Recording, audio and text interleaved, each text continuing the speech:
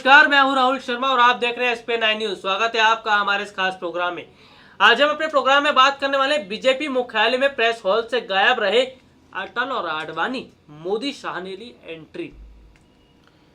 बहुत बड़ी खबर है और ये खबर अपने आप में बहुत कुछ बयान भी करती है। बीजेपी के नए हाईटेक मुख्यालय के प्रेस हॉल से पार्टी को सत्ता के शिखर तक पहुंचाने वाले दो दिग्गज नेताओं की तस्वीरें गायब रही, अटल बिहारी वाजपेयी और आडवाणी जी। देखिए, जी हां, भाजपा मुख्यालय के प्रेस हॉल में लगे बड़े से बैनर से पूर्व प्रधानमंत्री अटल बिहारी वाजपेयी और पूर्व उप प्रधानमंत्री लाल कृष्ण आडवाणी की फोटो गायब हुए। उनका स्थान प्रधानमंत्री नरेंद्र मोदी और पार्टी के राष्ट्रीय अध्यक्ष अमित शाह ने ले ली है। होर्डिंग के बाएं तरफ पीएम मोदी और अमित शाह की तस्वीर है।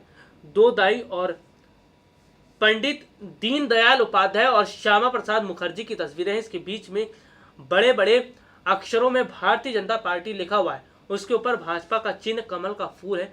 दीनदयाल उपाध्याय और श्यामा प्रसाद मुखर्जी राष्ट्रीय स्वयंसेवक संघ को वैचारिक आधार देने वालों में अग्रणी हैं। वहीं अटल बिहारी वाजपेयी और आडवाणी को बीजेपी के 2 से 182 सीट तक पहुंचने का श्रेय दिया जाता है।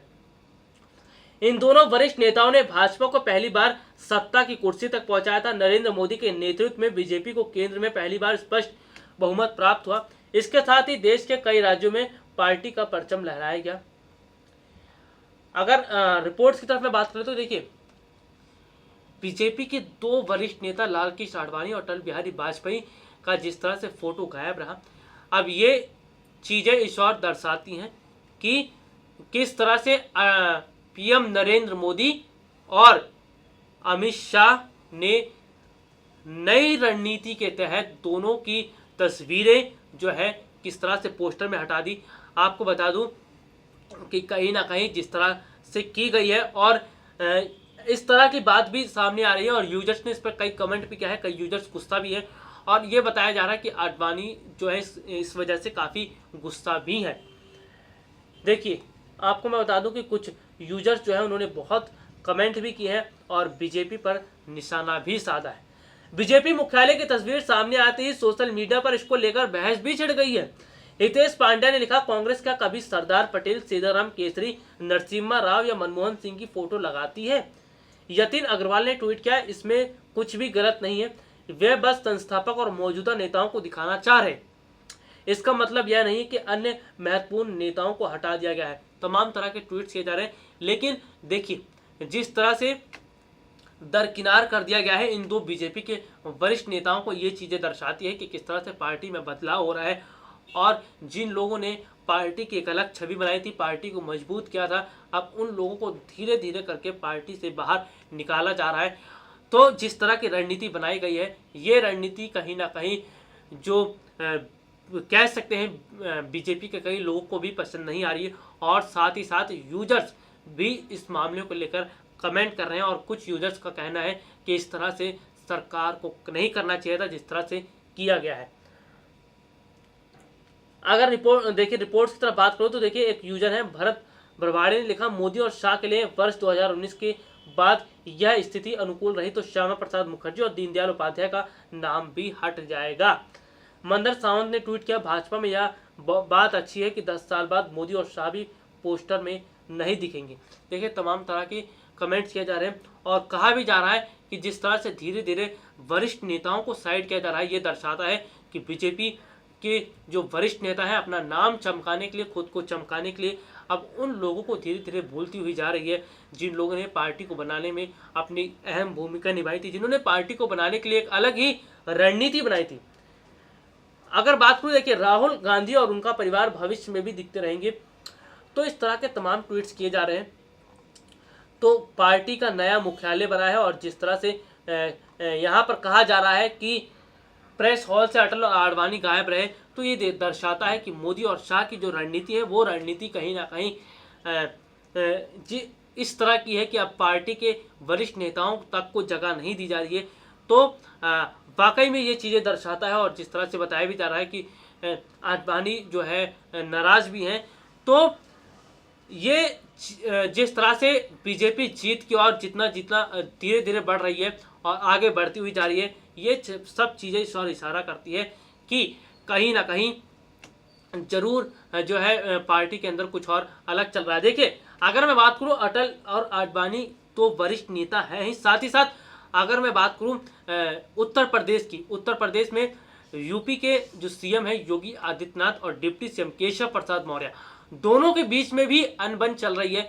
तो देखिए, जिस तरह से बीजेपी नेताओं की अपने ही नेताओं से नहीं बन रही है, और जिस तरह से यहाँ पर देखने को भी मिला था केशव प्रसाद मौर्य और मुख्यमंत्री योगी आदित्यनाथ के बीच अनबन चल रही है, तो कहीं ना कहीं दर्शाता है कि बीजेपी भले ही जीत का दावा कर रही है और बीजेपी ये कोशिश कर रही है कि पार्टी की अच्छी छवि बनाई जा रही है, पार्टी को एक ऊंचे स्थान पर लेके जाया जा रहा है, लेकिन लोगों की, जनता के साथ साथ जो है पार्टी के अपने लोग ही खुश नहीं है। तो ये दर्शाता है कि पार्टी का अंदरूनी मामला कुछ और ही है। जी हाँ, आपको मैं बता दूं कि उत्तर प्रदेश में बीते कुछ दिनों पहले एक रैली की गई थी और उस दौरान योगी आदित्यनाथ तो मौजूद थे, लेकिन यूपी के डिप्टी सीएम केशव प्रसाद मौर्य नजर नहीं आ रहे थे। बीजेपी के कई वरिष्ठ नेता वहां मौजूद थे, लेकिन केशव प्रसाद मौर्य दूर दूर तक नजर नहीं आ रहे थे। ये सब चीजें इस ओर इशारा करती है कि दोनों के बीच 36 का आंकड़ा है और एक मंच पर दोनों साथ खड़ा होना भी पसंद नहीं करते। तो क्या बीजेपी के नेता अब जो वरिष्ठ नेताओं को पार्टी से बाहर कर रहे हैं और कह सकते हैं कि अब जो है उनको भूलते जा रहे हैं? जी हाँ, जिस तरह की तस्वीर सामने आई अटल और आडवाणी की, तो ये चीज़ें दर्शाता है कि अब जो नए नेता हैं वो इस कोशिश में लगे हैं कि लोग उन्हें ज़्यादा तवज्जो दें, लोग उन्हें ज़्यादा पसंद करें, ना कि पार्टी के जो पहले के कार्यकर्ता हैं उनको।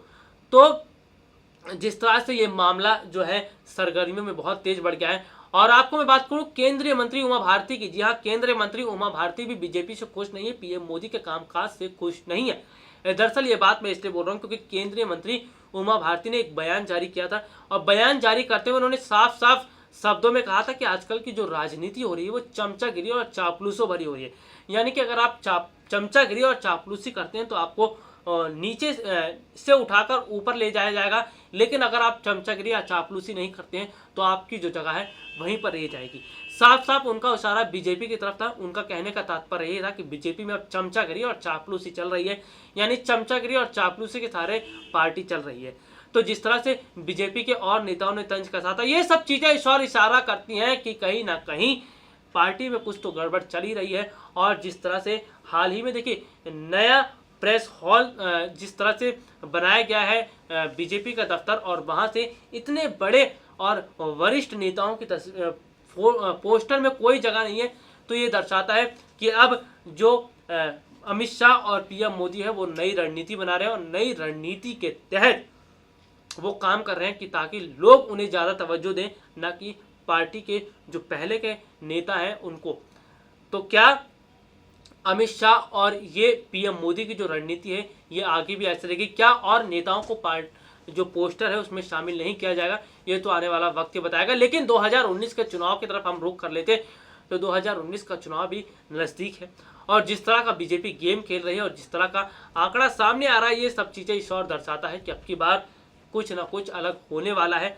और अब की बार जिस तरह से बताया गया कि बीजेपी के अपने ही नेता, पार्टी के नेता उनसे खुश नहीं है, तो कहीं ना कहीं ये सब चीज़ें इस ओर इशारा करती हैं, बयान भी करती हैं कि बीजेपी के जिस तरह से अपने ही नेता खुश नहीं है और जनता भी खुश नहीं है, तो वाकई में अंदरूनी मामला कुछ और ही चल रहा है। और जिस तरह से अब मामला ताज़ा देखने को मिला अटल बिहारी वाजपेयी और आडवाणी के, देखिए कह सकते हैं अटल बिहारी वाजपेयी मुख्य जिस तरह से प्रधानमंत्री थे, और आपको मैं बता दूं कि यहाँ पर था भी कि उप प्रधानमंत्री लाल कृष्ण आडवाणी की अगर हम बात कर लेते हैं तो पूर्व प्रधानमंत्री अटल बिहारी वाजपेयी और पूर्व उप प्रधानमंत्री लाल कृष्ण आडवाणी की तस्वीर पोस्टर में से जिस तरह से गायब थी, ये दर्शाता है कि जिस तरह से बहुत कुछ अलग ही चल रहा है।